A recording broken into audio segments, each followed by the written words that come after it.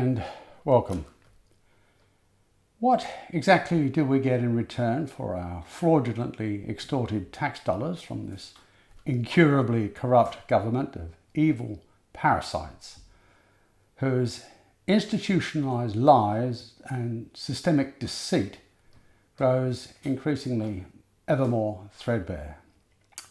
Well, it's hard to know what to choose first from the Canberra crime cartel's stunning smorgasbord of corruption, but maybe we should kick off with the war crimes of invasion and occupation of sovereign nations that were based upon total lies. Another top choice is the government-sponsored Black Ops mass murder at Port Arthur and the inhumane setting up of an intellectually impaired patsy, Martin Bryant. We could carry on with the toxic water fluoridation, the ecocidal fracking, the suppression of natural healing methods, including cancer cures. This shameful litany is endless, but pretty much distills down to the one word: genocide. Evidence of this degenerate treachery accumulates in lockstep with the looming legal actions from an outraged community that will soon target high-profile repeat offenders in vigorous and determined criminal prosecutions. Uppermost on the wanted list for the most hateful crimes against humanity are the recidivistic government liars of state and federal health departments and the unconscionably evil TGA. These malevolent government ghouls are demonstrably guilty of multiple counts of malfeasance of public office, a serious criminal charge that invariably carries a custodial sentence. The ever-tilting balance against the criminal corporations masquerading as governments sees increasingly frantic efforts to uphold their disintegrating web of lies. But all such defensive measures are doomed to abject failure and ignominious defeat. This awareness-driven shift is now igniting spotfires of self-destruction with the latest international debacle of the discredited vaccine industry urgently scrambling to suppress the expose documentary Vaxxed. In fevered desperation to conceal rampant CDC corruption and scientific fraud, they idiotically banned a film they'd not even seen. Such is the intense fear of exposure. This escalating panic now strikes dread into the black heart of the death and suffering for profit cancer industry, generating billions of dollars from peddling barbaric, torturous treatments that cannot prevent or reverse cancer. This psychopathic profit model is founded upon the inhumane suppression of cheap and effective natural cancer cures. As I've frequently reported, this malicious suppression is directly responsible for the worst and most far-reaching case of premeditated mass murder in all of human history. The breakthrough documentary, The Truth About Cancer, has sent tectonic shockwaves reverberating among the medical mafia thugs who lash out blindly in frenzied efforts to obfuscate the unfolding exposure.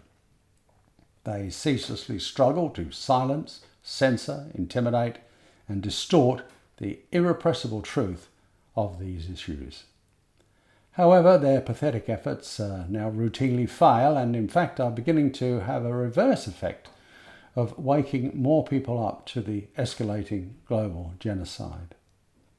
Cowardly government trolls keep trotting out their feeble fluoridation lies while forever backing down from open invitations for a live debate with an informed citizenry.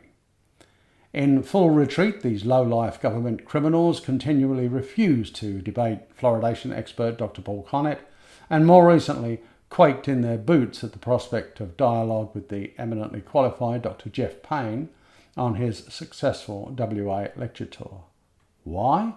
Because their threadbare lies and propaganda are effortlessly disproven.